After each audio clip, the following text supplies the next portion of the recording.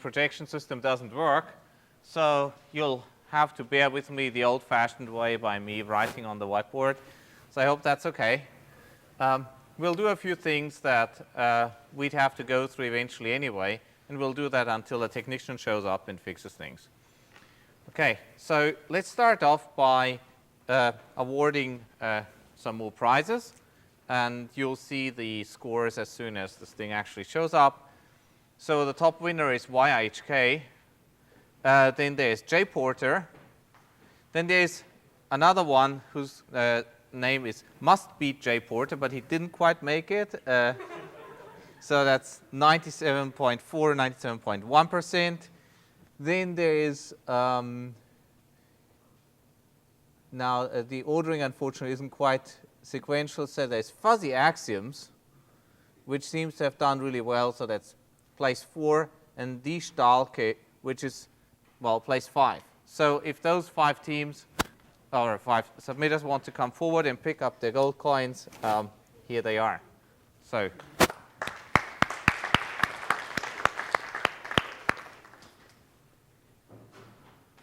okay, good. So what I'm going to start out with is what's called exponential families. So who has heard of exponential families before?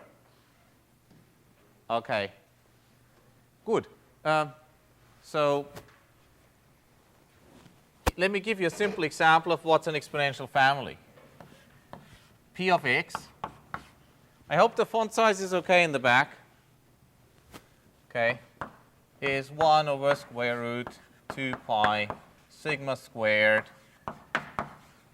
e to the minus 1 over 2 sigma squared x minus mu squared.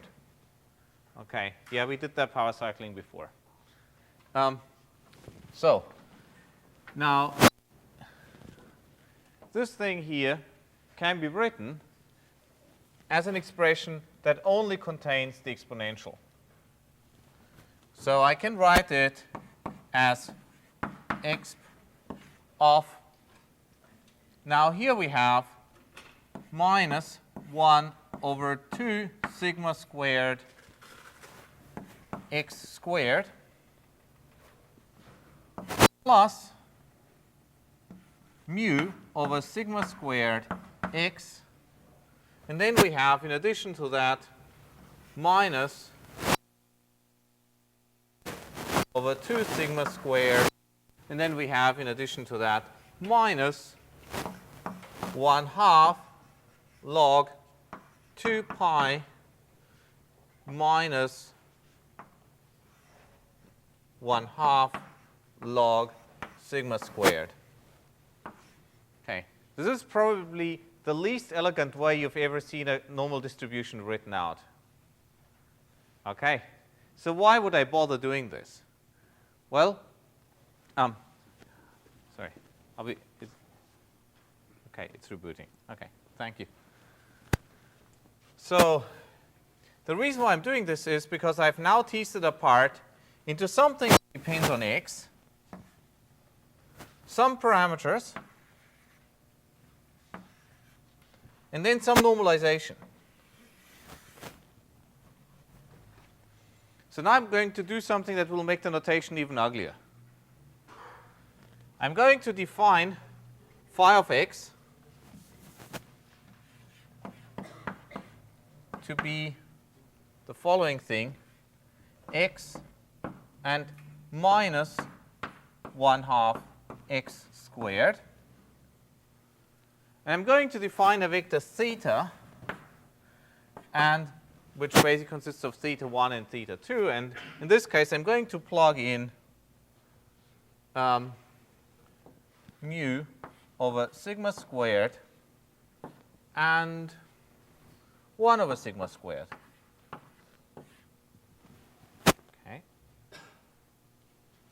I'm going to equate that to theta 1 and theta 2. Okay. So far everybody's okay with that, right?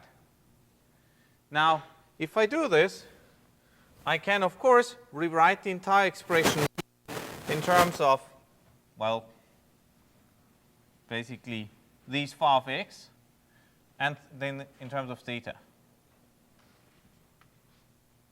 Okay, awesome, thank you. Okay. So I'll quickly conclude that here.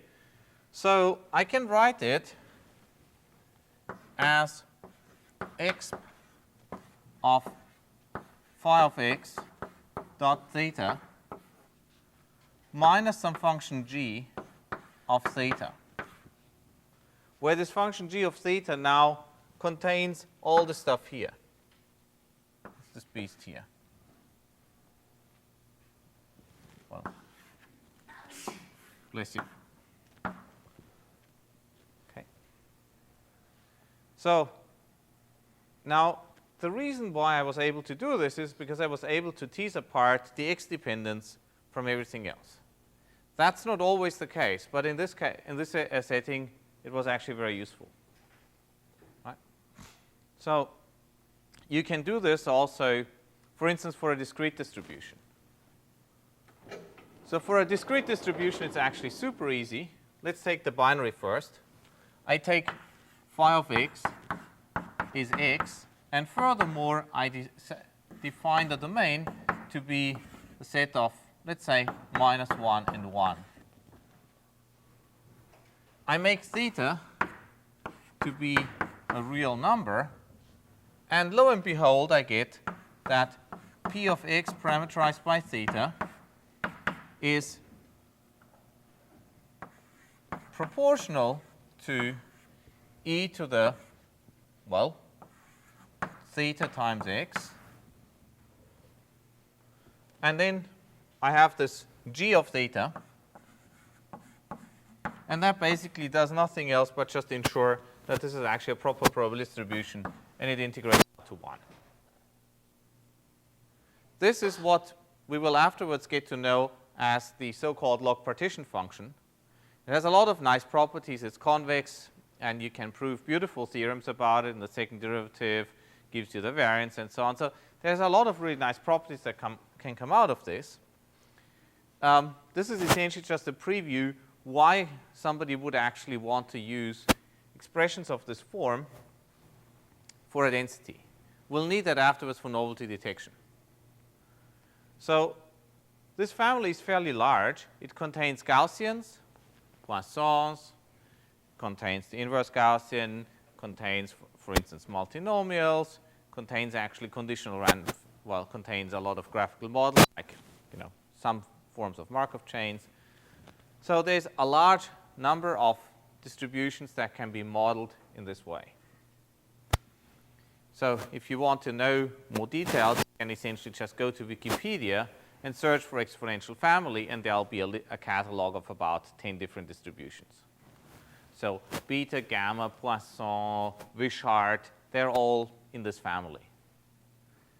Now, the reason why this is useful to know is because there are certain properties that hold for all of them. And usually, when you see those things derived for any specific case, you go like, where did this come from? I mean, that's what used to happen to me all the time. And once you see the general theory behind it, which we will cover probably in about a week or two, you'll appreciate a lot more why we have this. The reason why I'm introducing it right now is because afterwards, for density estimation today, we'll see one possible way of obtaining a density estimation framework by using functions of this form. Just as a quick aside, obviously the normalization here is very easy, right? Because this can be just written as e to the theta x divided by, well, x can only have values 1 and -1.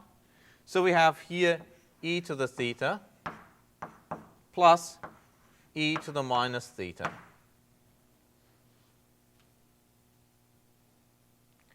So if you look at this expression here, right, that's essentially like cosh. Well, so we can write it as e to the theta times x minus the log of 2 cosh theta. Okay. And if you plot this, you'll see this is actually a convex function. Okay. So I don't assume that this will be all super familiar and you can go and derive hundreds of theorems based on that so far. However, I wanted to make sure that you're not completely scared when you see these things propping up over the couple of next weeks.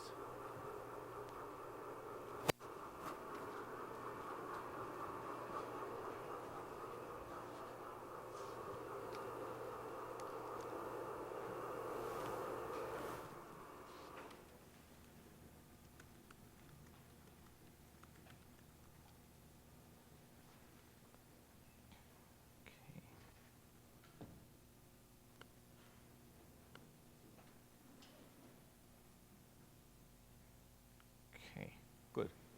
So here's the leaderboard again. And yes, I really love that team name for, well, submitter number 3. Okay, good. Yeah, let me move this a little bit further into the middle.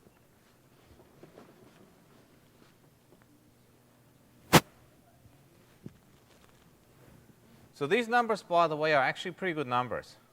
It's quite impressive what you managed to achieve just by feature engineering. It's very good. One quick aside before I go into details. Are we out of battery? Or? Yeah, you're zoomed out to get both of them. Oh, okay. No, but it's still receiving, is it? Okay, good. It was 10 seconds ago. Okay, I thought you wanted to tell me that we're out of battery. So one quick thing to think about is, well, when we look at classification accuracy. Okay, today it's super bright, so it's okay.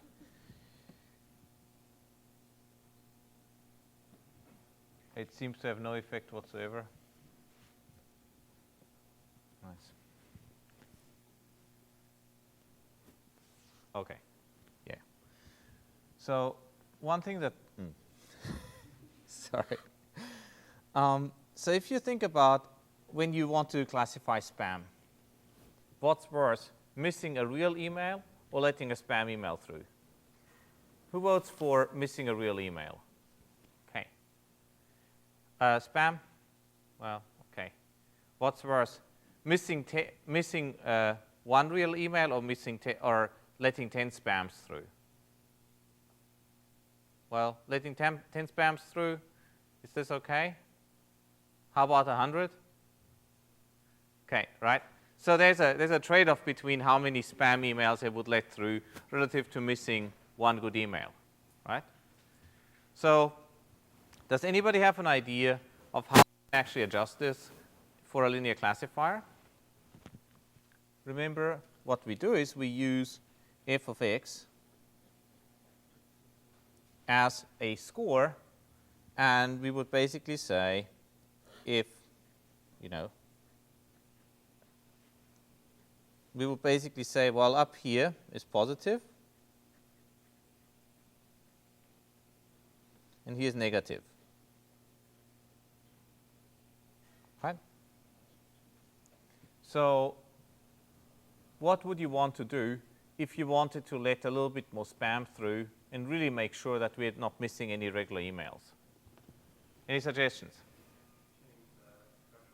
Exactly. So you basically move the threshold from here to, let's say, here. Now, there's probably a systematic way of looking at this, right? And what you could actually do is you could look at how many spams will get through, how much spam will get through if I increase my threshold a bit. And so you can actually plot basically precision recall.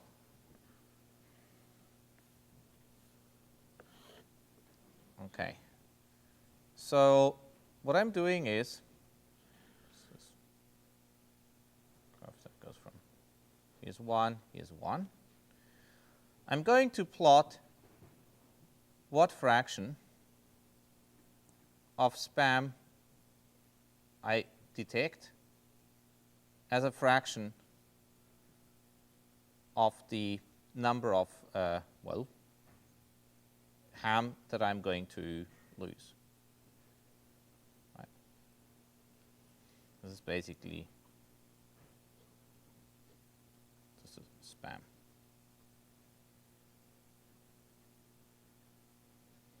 Right. And so something that is completely random, right, would be which curve? If I just toss a coin and, well, decide whether it's spam or ham. Would be a straight line, yes? Perfect. What? Yes. Yes, technically speaking it would, but I've at the moment normalized both to, well, look at percentages of ham lost versus spam detected. So that's a very good point.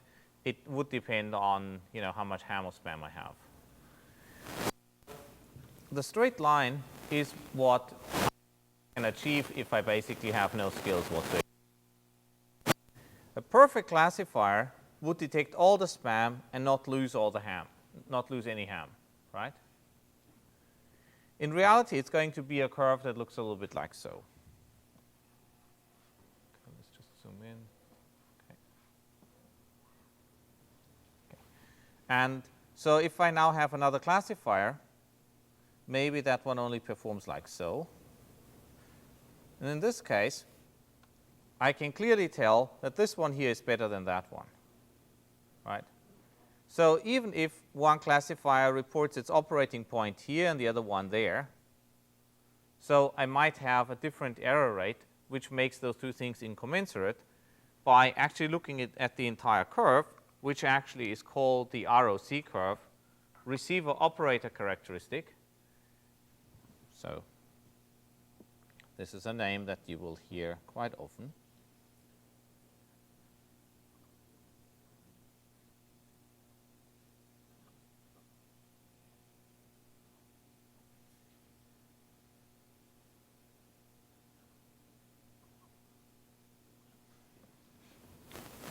Because that's basically like a signal to noise ratio, right? In this case, it's really signal as in emails to noise as in spam. You can actually compare different estimators with it fairly efficiently. So this is effectively what you then need to use if you want to deploy such a spam filter in practice. Because basically you build something and then you go, let's say, to your technical manager, to your product manager, and he says, well, our users are willing to tolerate, losing a very small fraction of emails, right? They're willing to tolerate maybe losing 1%. I mean, in reality, that number is lower, but let's just say 1%. And then your goal is to find the spam classifier that throws out the most spam possible while losing only 1% of real emails.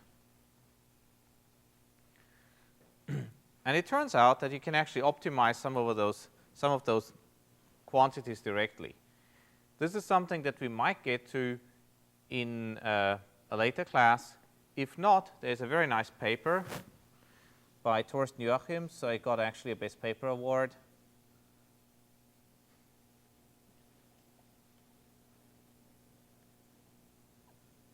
This is ICML, I think 2005. Multivariate performance scores optimization.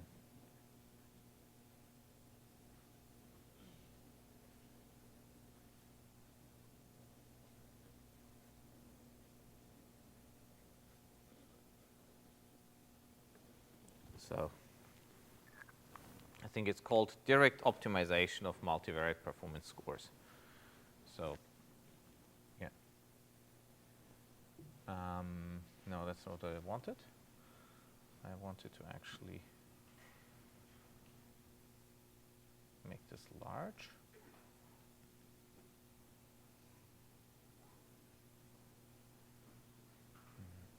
No. Okay, well. Yeah. Okay.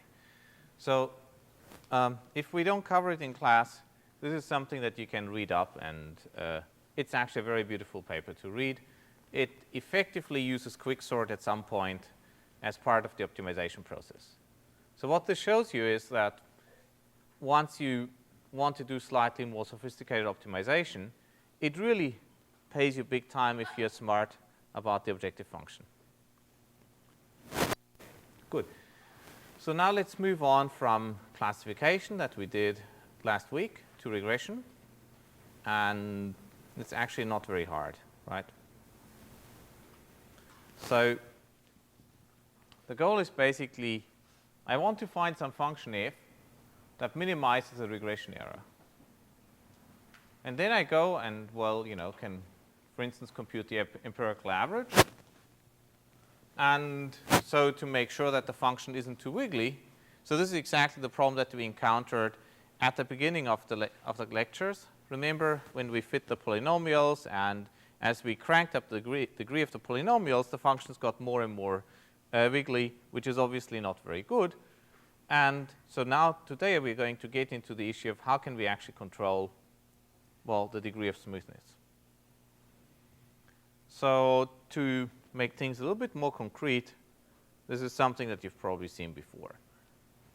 So if you've done, let's say, any experiments, let's say, in engineering class, or, physics experiments or chemistry or whatever, quite often you would measure how well, the theory matches with what you actually observed by looking at, for instance, the least mean squares error between, the values that you computed and the things that you actually observed. So it's not very surprising that, if you want to fit a model, making that number small might be a good thing to do. It also is a good thing to do, as we'll turn out a little bit later, because this minimizes also, this maximizes the likelihood of the data having been generated by a true model plus some additive Gaussian noise. Okay. So remember, if I have, let's say, y equals, w dot x plus epsilon, and the epsilons are drawn from a normal distribution, let's say with zero mean and variance sigma squared. And if I observe pairs xi, yi, then it might be a good idea to minimize the negative log likelihood, where basically minus log p of y given x, and parameterized by w, is given by the sum, I going from 1 to n, of, well, here we have the log 2 pi, right? We have, in addition to that, plus log sigma, plus 1 over 2 sigma squared yi minus w dot xi squared. Right. So I think we probably saw this at some point before. Does this look familiar? Okay. So this is exactly the same function as what we have here. The only difference is that in this derivation here we had those sigma terms appearing explicitly. These two terms actually already tell you something really useful, right? If I want to maximize the likelihood under the data, I have two knobs. I can, on one hand, make sigma really large. In this case, if sigma is really large, well, if my model doesn't really fit very well, that's okay. Then basically sigma doesn't care. On the other hand, if I make sigma really large, then log of sigma is really bad, right? Because, well, I pay for it. So I pay a penalty for having a large sigma, but here I benefit. So there's an optimal sigma that I can pick to match these terms. Does somebody have an idea of what that optimal sigma might be?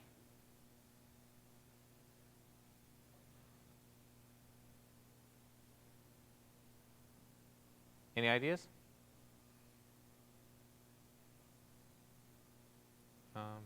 Okay. So the optimal sigma is actually really exactly the variance of this term here.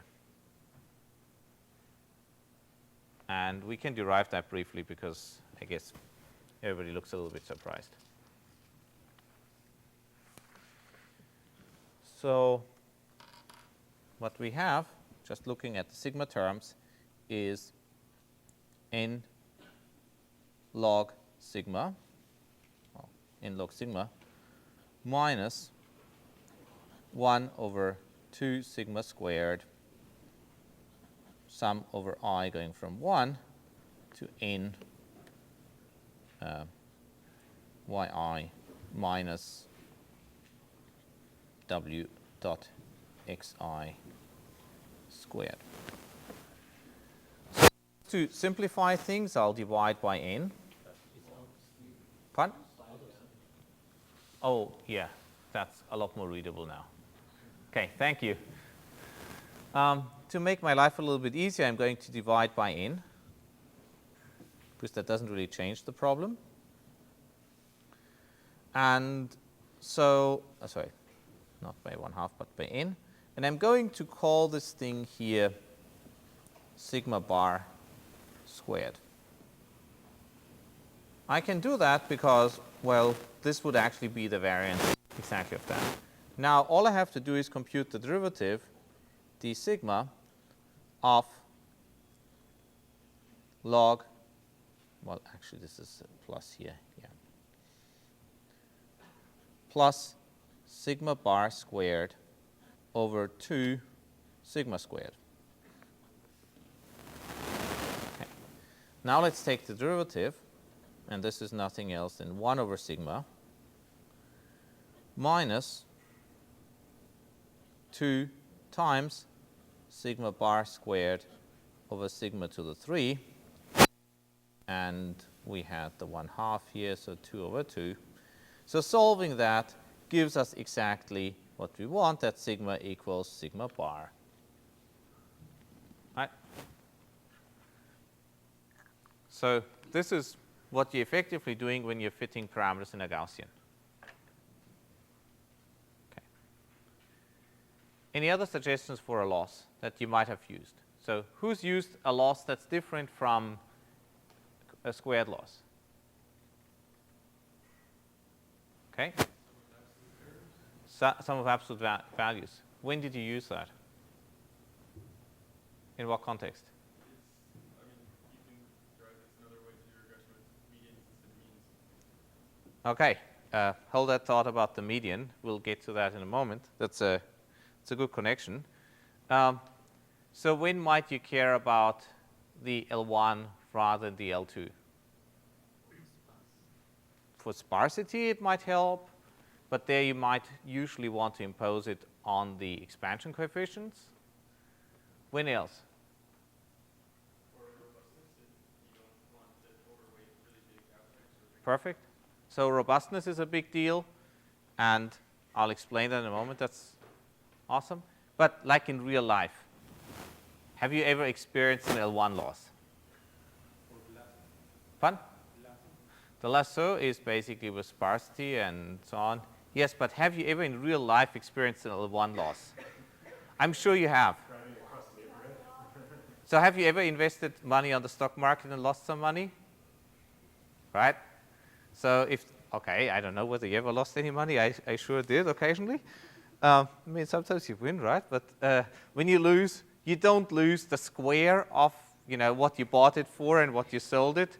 You lose for that difference, right? That's an L1 loss. It would be really bad if that was an L2. There are some cases where it's worse than L1. Basically, if you buy put options, then all sorts of really crazy things can happen. But yeah, so if you buy securities rather than, leveraged instruments, then L1 is actually not so uncommon. Okay. So here's the L1 loss. Here's another one. It's called the epsilon sensitive loss, which I think is mainly interesting for historical purposes. because that's how SVM regression was introduced. I would strongly encourage you not to use this as your first choice for SVM for regression, simply because the square loss or the Hooverized loss actually work a lot better. Okay. Now, let's get to that issue of robustness, because it's a very important one. Who knows what a trimmed mean estimator is? Okay. This is probably the oldest robust statistical procedure dating back to the Middle Ages. So this is the US, so we all measure things in feet, and you wonder, where did this antiquated name come from? Well, the thing is, in the Middle Ages, they didn't necessarily have a system for distributing measures, right? So length measures. So they essentially distributed an algorithm to estimate the length of 1 foot. The algorithm went as follows. I don't know, let me think. It was probably something like take the first 12 adult men who walk out of church on Sunday. This means you get a random sample of the population of the village. Send the 2 men with the shortest feet home. Send the 2 men with the longest feet home. Have the remaining 8 line up in a row, divided by 8. That's how they computed the length of the foot. Now, why would they send the guys with the shortest feet home? Well, because maybe, in war their feet got crippled and there wasn't much of a foot to speak of. The ones with the longest feet, well, probably similar disfigurements. So this is a robust estimator, and as long as the fraction of people with really badly damaged feet was more than, 2 out of 12, they were okay. Now, if they wanted to be more robust, they could have said, well, send the 3 guys with the shortest feet and 3 guys with the longest feet home. And this would have become more and more an estimator, which in the end would have only picked the median. Okay. So how can we capture this in terms of optimization? So let's go to the L1 loss, right? It's this loss here. So we want to minimize the sum over I, yi, minus, let's say, z. Right. So now the slope here is minus 1, the slope here is 1. Right. And so if I was to line up all the yi's, then, well, all the guys to the left will incur, a slope of minus 1. So we have minus 1, minus 2, minus 3, minus 4, minus 5. Here we have a slope of 1, 2, 3, 4, 5. And here they actually cancel out, so it would be here. This is the median. So I have equal slopes from the left and from the right. If I happen to have drawn an even number, there would have been an interval in the middle where the gradients would vanish. So this is exactly the median. So by this very simple reasoning, you can see that minimizing the L1 loss gives me exactly the median. Now, if I want to compute the mean, I can also do that. What you do is replace this by something that's been smoothed out in the middle. Insert a parabola here, and then for everything that's in the middle, you're taking averages. For everything to the left and right, the gradients have to just match. And if you work out the algebra, you'll see that this gives you exactly the trimmed mean, but with a given trimming threshold rather than a given fraction.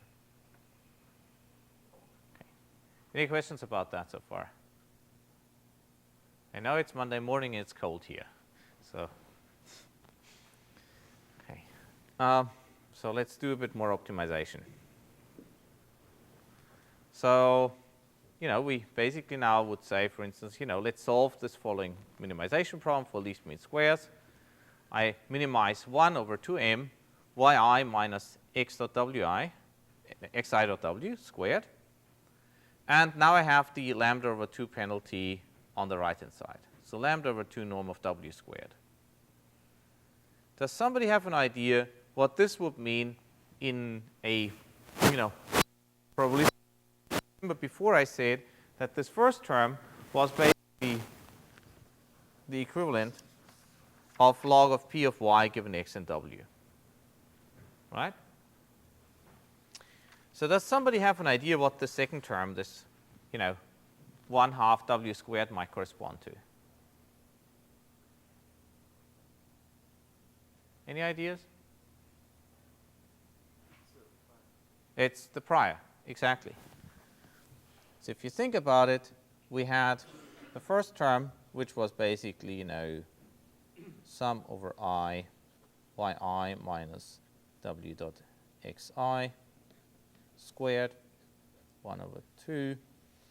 And then we had plus here lambda over 2 norm of w squared. Now what I could do is I could just bring this down here, and I have the lambda there, right? So this is like our noise. And now this is basically proportional to, if I exponentiate it, I have, well, e to the minus 1/2 norm of w squared. This is exactly a Gaussian prior with unit variance. So this looks kind of uncannily similar, and for quite a while people didn't quite know why it was quite as similar as it was. And then there was a very nice paper by Chris Williams who actually pointed out the full mathematical underpinnings of that. And surprisingly, that paper was from '98, even though it's doing something very simple that probably 100 years before people could have easily done. But yeah, it took a while until people saw how similar it is. Okay. Now let's go and, so why is this a good thing? Well, it's a good thing because this would actually basically mean that we are minimizing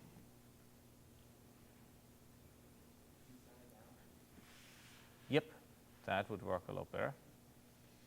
Minus log p of y given x parameterized by w minus log of p of w.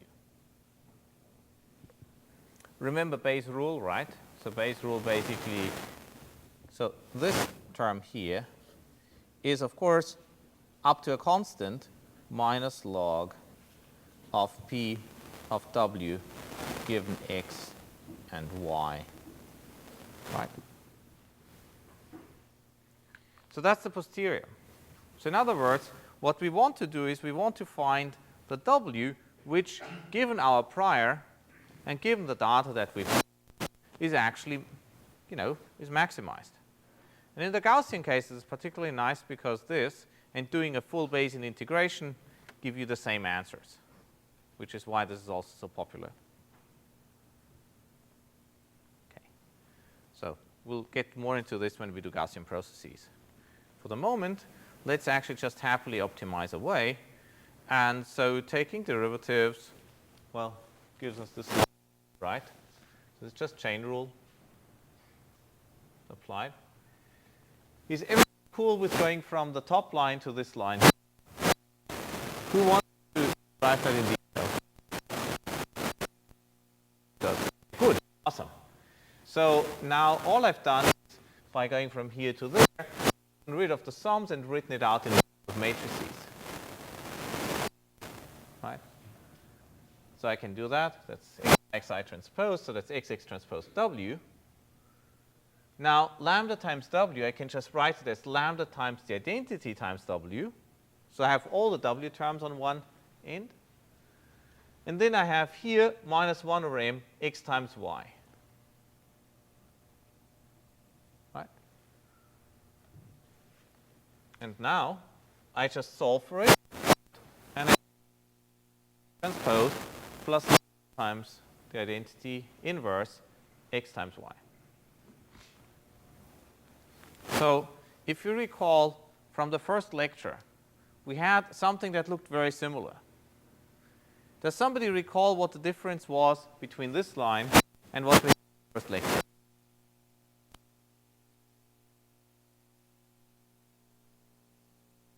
Okay. Yeah. So this term is missing. Used to do and what we're doing now. So what does this term do? Well, it makes sure that the inverse is always well defined. So remember what I mentioned is that people sometimes just add a small number on the main. This is adding a small number on the main diagonal, right? It comes from here. It's this term. Now, this is standard, regression. You can solve this either directly. By the way, never compute the inverse of this matrix and then multiply with something else. Always apply the inverse to this directly. So, inf of something if you can avoid it. So, don't do this in MATLAB. It creates for all sorts of numerical instabilities. So, in other words, if I want to solve something like, let's say, A inverse x, then do not write inf of A times x. This is very bad. Do not do this. Instead, x divided by A.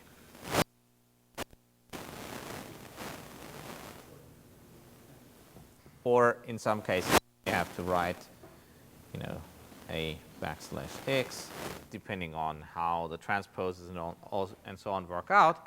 But basically what MATLAB does is if you tell it this, is it will go and solve the linear system of equations y equals ax. So x equals ay. So there's a big difference because it may actually inside invoke some iterative solvers and try to be smart about solving things. Also, when you code this up directly in BLAS, so BLAS in LA. So these are actually really useful routines you should remember.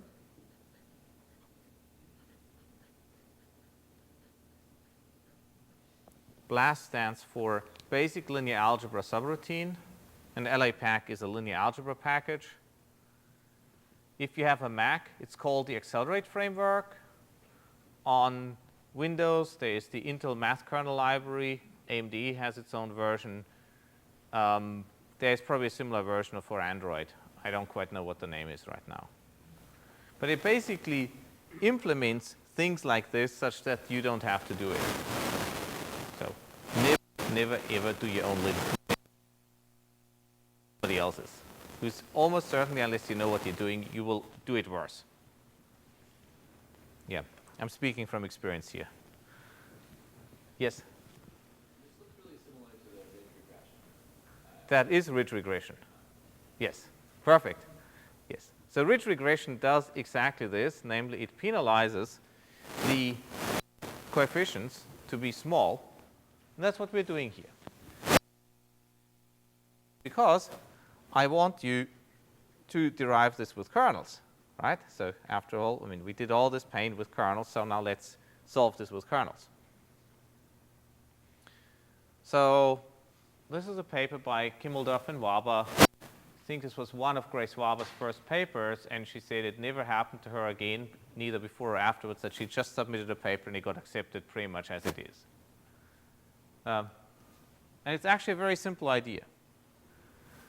So what do we solve? Well, the only thing that I've changed is rather than x, I now have phi of x.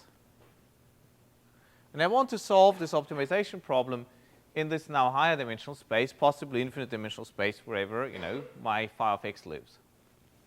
I can still write that problem out. The question is, can I solve it?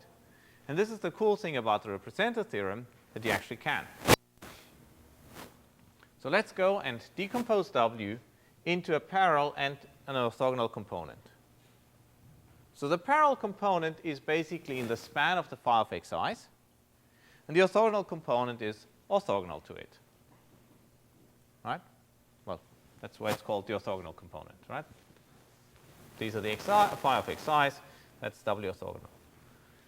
Now, if you squint hard at the top equation, right, you see that the first term doesn't actually depend on W orthogonal. Because if I have an orthogonal vector, the inner product is 0, so therefore it doesn't depend on it. Or to the span of the phi of xi.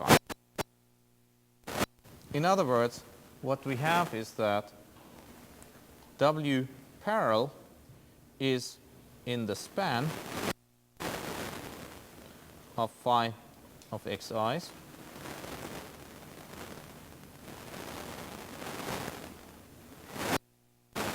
and W parallel, so W orthogonal, is in the orthogonal complement of that.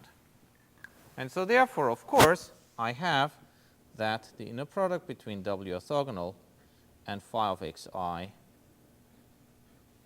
equals 0 for all I. So let's design it this way. So this means that the first part is independent of W orthogonal. Okay, that's good. The second part decomposes into a sum of a parallel in an orthogonal. If I go and want to minimize this, well, there's a very easy thing that I can do. I can just, knock out the double orthogonal part. Having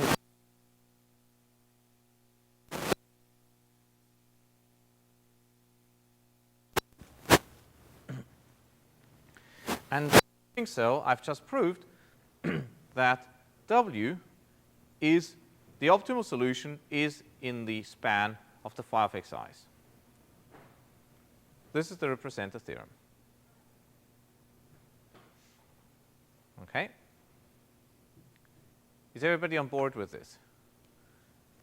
So you can actually generalize this, for instance, by showing that it works for arbitrary losses that depend on the function only evaluated at those points, and also arbitrary penalties on the right, which only depend on W in terms of, well, the norm. Okay? So now, what we get is that W is given by a sum over alpha I phi of xi.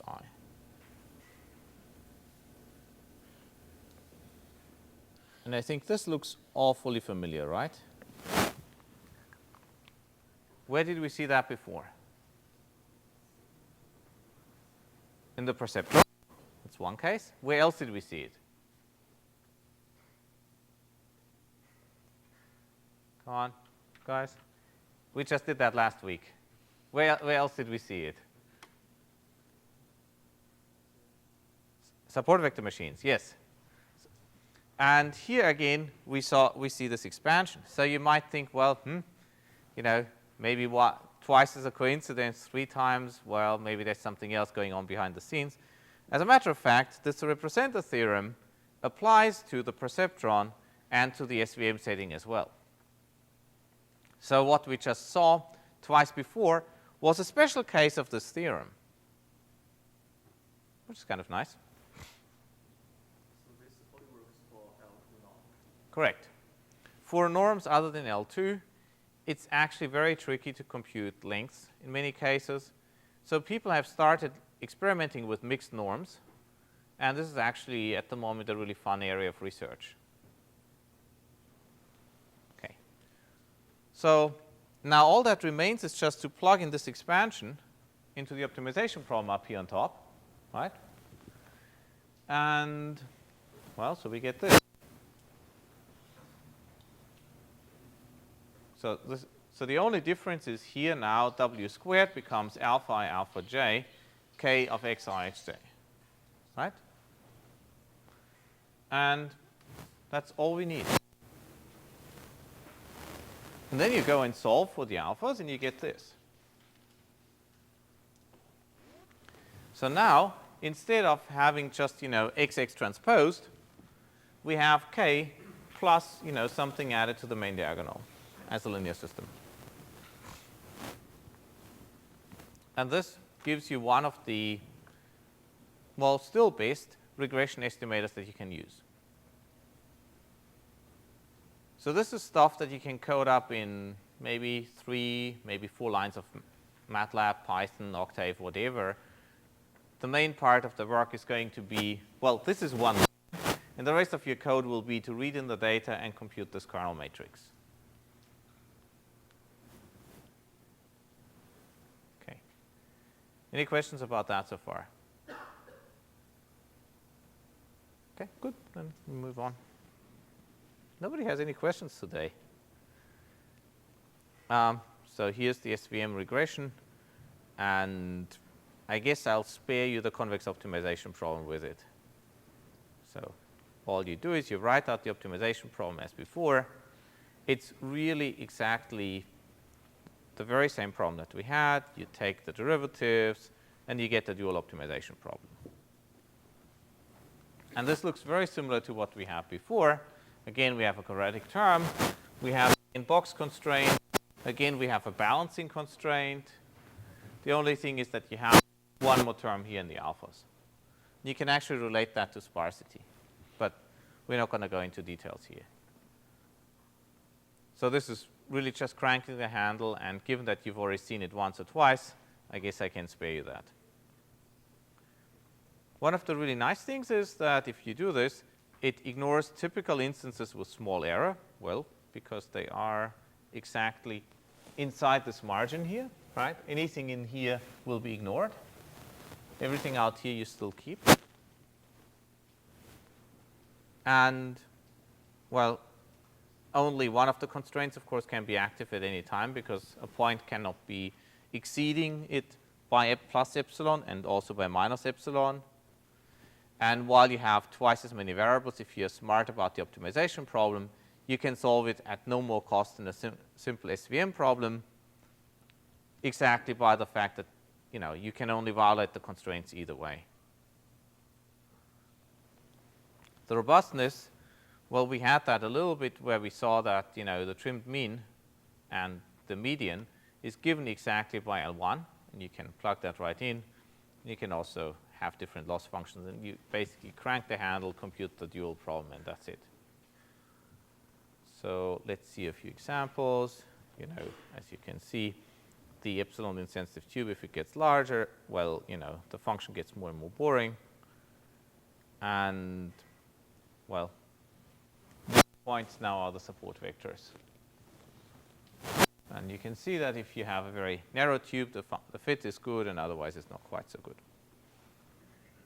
This is Huber's robust loss, and I think we had that one a few times already. Remember, we had that here in the middle. You can write an optimization problem. You get an optimization problem, the dual, that looks very similar to the one before.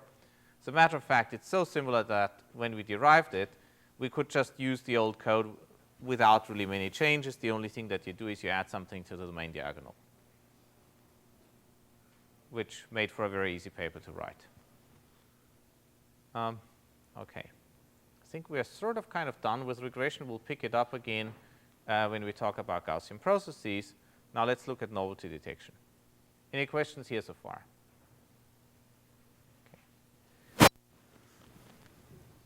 Okay.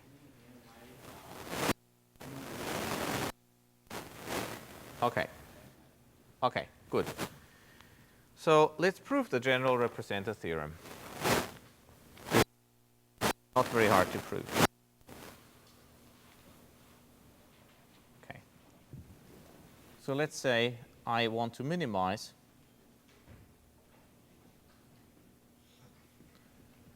some function L that depends on basically w dot phi of xi, the entire set of those terms, plus omega, which depends on the norm of w squared. You could have W as well, but I'm just taking W squared. And I'm assuming that this is monotonic.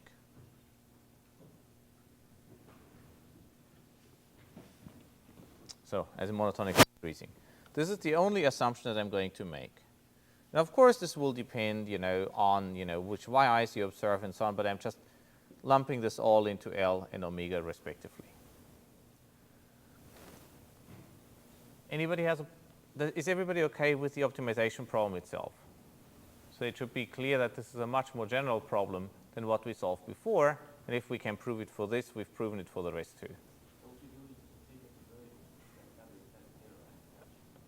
We'll get to that, yes. So let me derive it. Okay. So everybody's okay with the optimization problem. Good. Now, what we do is, again, we decompose W is W orthogonal plus W parallel. And W parallel is in the span of the phi of xi's. W orthogonal isn't.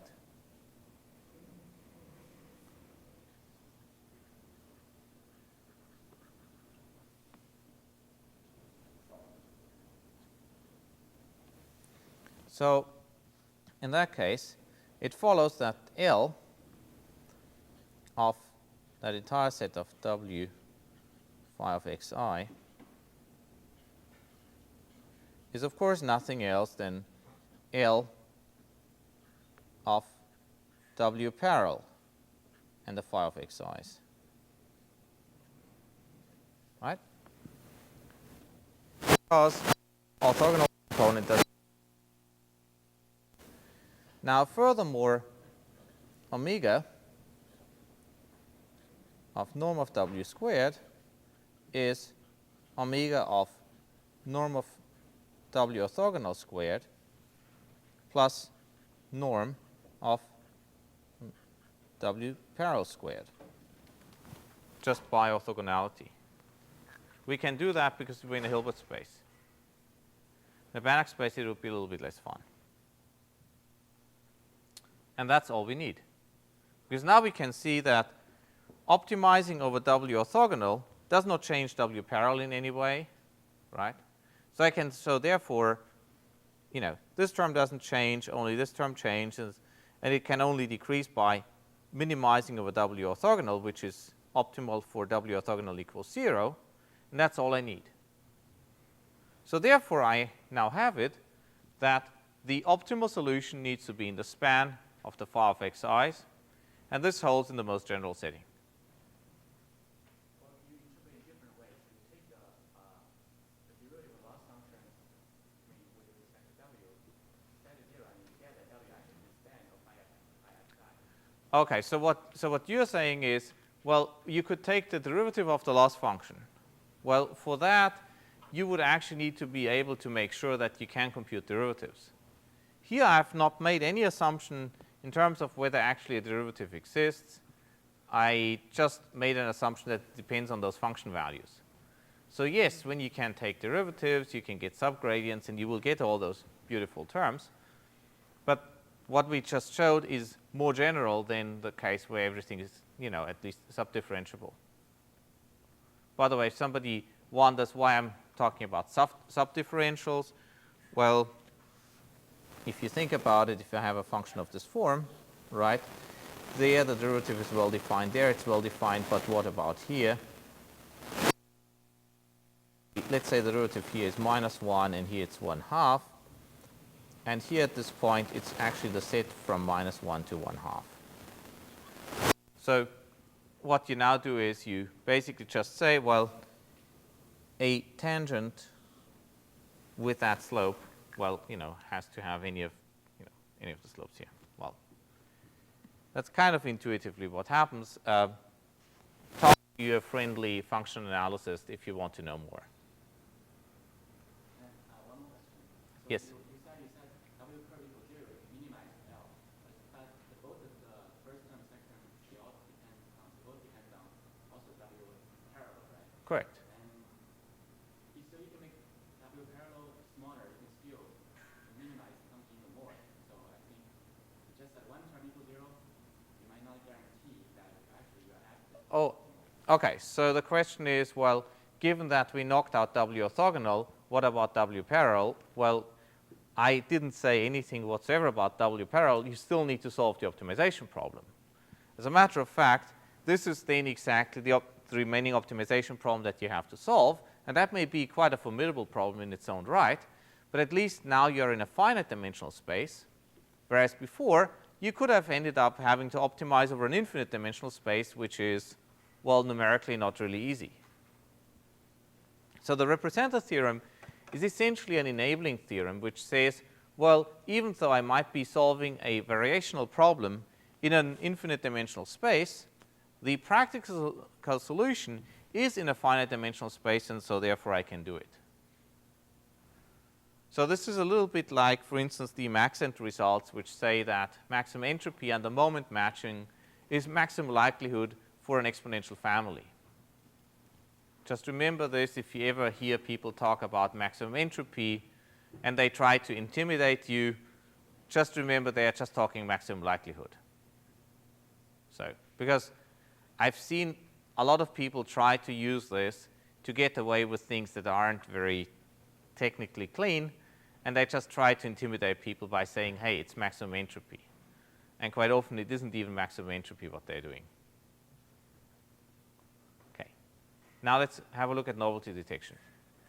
So this is a problem that maybe is not entirely textbook machine learning, but you would actually see it a lot in practice.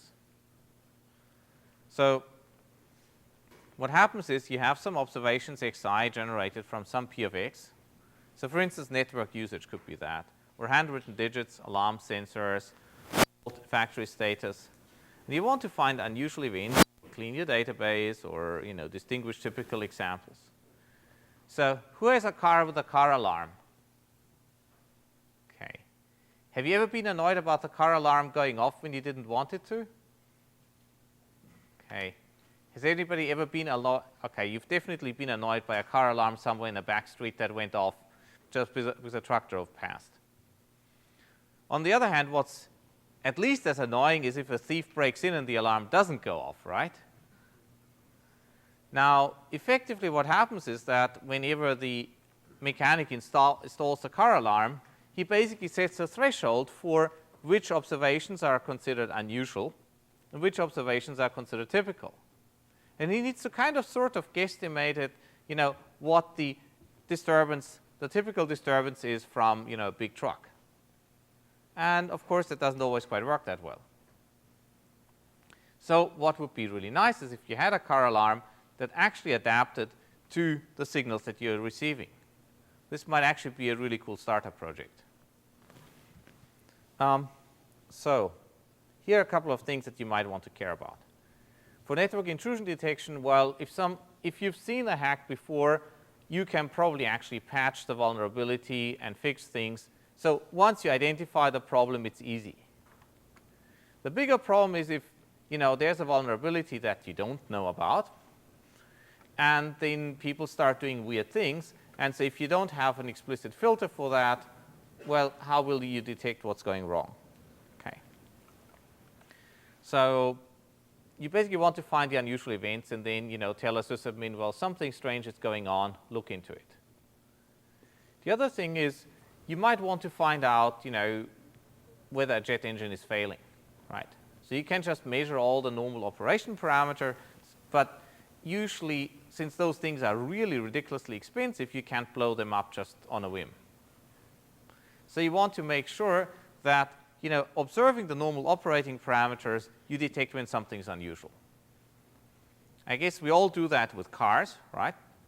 So you drive a car, all of a sudden the car starts behaving in a funny way, and while you might not have any idea mechanically of what's going wrong, something is wrong and it's time to take it to the mechanic. And those people who ignore it usually end up with very broken cars. Database cleaning. Well, somebody may have mislabeled some digits or whatever. Fraud detection, this is one of those cases where it's actually implemented in a very, well, dumb way, because the fraud detection for credit cards is usually just, well, okay, now this person is spending money in a different country, so let's block their credit card. I guess it's all happened to you that you went overseas, and the first thing that happens is, well, the credit card stops working because they have a very unsophisticated fraud detection algorithm in it. So a better novelty detector there would be really good. Medical records, phone bills, and so on. So there's actually a lot of things where novelty detection is quite important. So here's the issue, right? Well, novelty data is the one that we don't really see very frequently. So obviously it must lie in those low density regions. And so here's a simple way how to do it. And a lot of people use that. They basically go and estimate the density. So you could, for instance, use parse in Windows. And then you sort the data according to the density and use it to reject, right? So what you do is a very, very simple equation. You take P of xi is 1 over m, k of xi and x for all I. And then you just sort. This is your simplest novelty detector that you can code up right away. Any questions about that so far? So here's what you get.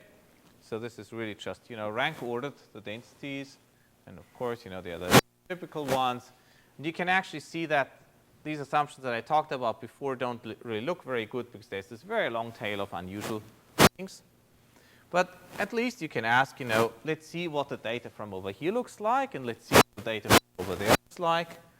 And typical data looks mostly nice, and it contains mostly eggs and a wrong. Overall, this is probably what you're supposed to write like. I mean, there's a segmentation error down here. There's a 3 somewhere. Yeah, there, which has a line through it. But overall, it's sort of kind of okay. But the outliers surely look really bad. And so you could say, well, hey, mission accomplished. We don't have to do anything else. But actually, I think I can find a lot uglier digits in that database. And I'll show you examples of them. So does anybody have an idea of what could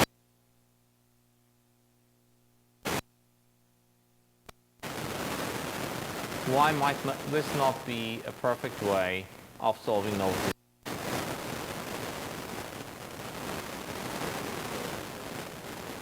So you could have a slow and steady change.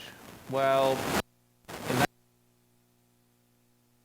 case, show the most ugly ones, but what you're actually referring to is a very big problem that I can essentially transform my domain, and I can squish and stretch my domain. And this way, regions of low density all of a sudden can become high density regions and vice versa. So Google for relative novelty detection, and you'll find a paper that addresses that very issue. It's a very good point. What else could go wrong? The density function may have multiple peaks. May have multiple peaks. That's okay. I'm just looking for the low density regions. So, I just picked those. So that's okay. I'm not going to miss anything with that. What else could go wrong? Yeah? Maybe if you have a lot of outliers, your model will kind of stick those and they won't look like outliers. Exactly. That could go seriously wrong if you had extremely noisy data. Then finding the novel observations, well, wouldn't work very well. But in that case, it basically means that, your novelty detector that novelty detection is actually the wrong solution for your problem, right? Because you basically just have a very diverse distribution of observations. And so therefore, well, maybe you need to, this looks then more like a clustering problem actually that you might have, where you want to get, groups of observations. Anything else? So if you think, well, think a bit about what we did when we engineered a density estimator, right? We tried to build a density estimator such that it works really well on the typical data. And now we are using that to get the atypical data, which is, weird. Because, we try to, have it in such a way, for instance, in our cross-validation setup, such that the likelihood under the density estimator was maximized. So we try to make it perform really well in high-density regions, right? And for the low-density regions, well, we can get away with something really mediocre. And now we are using this device exactly at the operating point where it was never designed to work well for. And the other thing is, it's not really optimized for, giving me a small percentage of really bad observations. So rather than just saying, well, give me outliers, you might say, well, give me the 2% ugliest observations. Okay? So here's a couple of solutions, and I'll show you what you get as an optimization problem. So basically, what you actually care about is just if this is our density. And these would be the regions of novelty. Yes. Thanks, guys. Then I don't really care whether I have some other function which does this, right? I could have this. I'm just exaggerating here, but you can have some. Right, this function is. In other words, I don't really care very much about what this function does, at the very least, above some threshold. And, let's just find this function directly. So here's why we looked at, exponential families before. So you can use them for density estimation. So Gaussians, for instance, Poissons, more complicated objects. And I could then compute the maximum posteriori estimate. So this is basically the likelihood under the data. That's my prior. Remember, we had the prior before. And it has a couple of downsides. One is to compute this normalization, which is not always easy. And well, we basically don't actually need a proper density to find out what is novel. And we don't have to do particularly well in the high density regions. So this is basically what we get with the thresholding. So here's what we do. We modify this optimization problem as follows. Rather than looking at the negative log p of xi given theta, so this is basically how well we fit the data, we take the soft margin loss function that we had before. So I'm basically chopping off something. And I'm chopping off exactly the part that was pesky to compute anyway, namely e to the rho minus g of theta. This is just some reference threshold. This is a constant function, doesn't depend on x. So what I'm saying is, I'm going to look at the log likelihood only if that is below some threshold, e to the, rho minus g of theta. And everything above that, I don't really care. So this gets rid of two things. First of all, I no longer have to enforce that the density is properly normalized. Secondly, I don't have to compute g of theta. Third, I don't really look at the high density regions at all. So I get this optimization problem. It's the maximum of the threshold rho minus phi of xi dot theta and 0 plus 1 over theta squared. Half theta squared. So this doesn't require normalization, and it's actually a simple quadratic program, whereas before we had a general convex one. So we've made our problem simpler. It fits the problem better. So, what's not to like about it? So this may look a little bit surprising as a derivation for you. Let me show you how we actually originally came up with the optimization problem. I find this to be a little bit more enlightening in hindsight. Here's how we got to it when we came up with the optimization problem. The idea is basically I have some points. I want to find a hyperplane that's as far away from the origin as possible, but that separates the points from the origin. Because otherwise, if I didn't have that condition that separates the points from the origin, well, I could have a hyperplane somewhere down there, right? That's as far away from the origin as possible. But I needed. So I basically want to minimize 1/2 squared. That's as what we had before in the SVM case. and I have the condition that w.xi is greater or equal than 1. And for soft margins, well, I just add slack variables. That's what we had for SVM classification, and I pay for them. So the optimization problem should look very familiar relative to what we already did last week. Okay, so minimizing w squared means that, the points have to be further out for that inner product between w and x to be greater or equal than 1, right? Basically, the smaller w, the tighter this constraint becomes. And the psi i's are just slack variables as what we had before.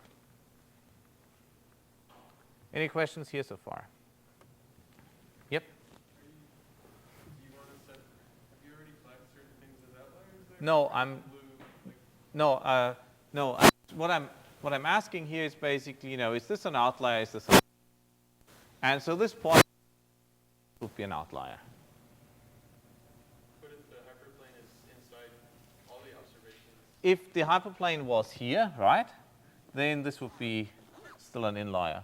So now I basically have a trade-off between, well, how aggressively do I want to flag something as an outlier versus, how aggressively, versus how generous do I want to be and, include everything to be on the same side of the hyperplane.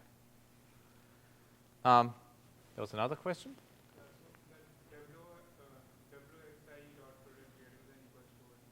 Yeah. So for that, don't you need to multiply it for outlier or non-outlier like we used to do YI? No, because I don't know. Okay, so the question is basically, do I have to, multiply this by some, additional variable to determine whether it's an outlier or not? Well, this would be, if I knew which one is the outlier, I'd just, throw them out, but I don't know that yet. So I hope to get information about which points are outliers from solving this optimization problem. Now, what will happen is that for those points that are inliers, these psi i's will be 0.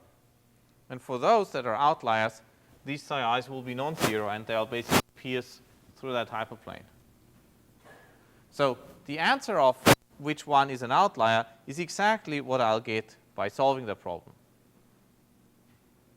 And the way how we do it is entirely standard, right? So we take the primal problem, so the blue bits, subtract from that the constraints, so the green bits and the red bits, and we have the conditions that the alphas and etas are greater or equal than 0, because they are Lagrange multipliers. Then we take derivatives. So it's exactly the same thing as what we had before. We plug the solution back into the problem, and we get the dual problem, which is this one here now. And which should also look very familiar to SVMs, right?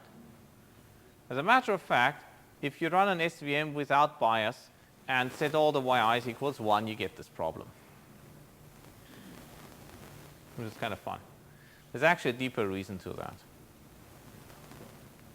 Because basically those points which are support vectors in a classification problem are exactly those points which are, at the boundary, which are, questionable in terms of, whether they are correct or not, whereas those which are not support vectors are those where you're really confident about them being correct. So in any case, here we have a very simple quadratic objective and box constraints. You can use the same optimization codes essentially that solved the previous ones. Now let me give you a third explanation, or at least show it to you, how you could also obtain the same optimization problem, at least for certain kernels. You could say, well, here are some points. I want to find the minimum enclosing ball that contains all the points. Now, this is in general a slightly different optimization problem. However, when the points lie on the ball, then find a minimum enclosing sphere that contains those points lying on the surface of a ball is the same thing as finding a plane that chops that slice, this cap, off this larger ball, right? Well, think of this as being an orange, and you slice off the top of that orange. This is where all your points lie. Now, this actually happens to be the case for instance, RBF kernel. Remember, there we had the following kernel,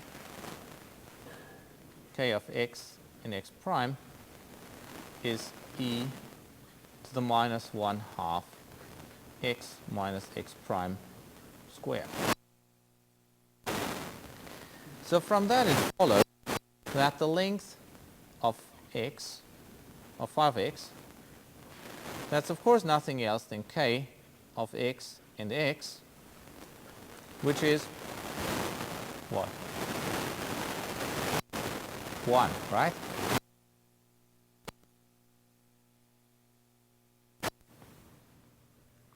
And that just means that all the points in that feature space are mapped onto the surface of some ball, right?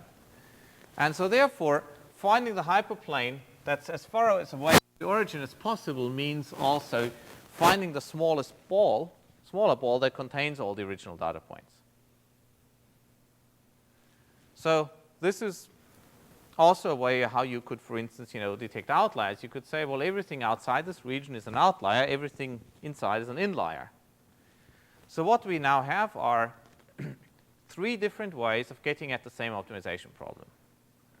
One was from density estimation.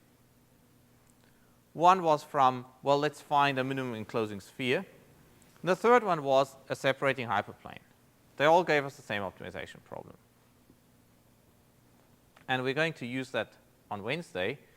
I just want to quickly show you a little bit what you get. Same data set. These are the ugly digits that the new algorithm gets. And I guess we all can agree that they are a lot uglier than the previous ones. Okay.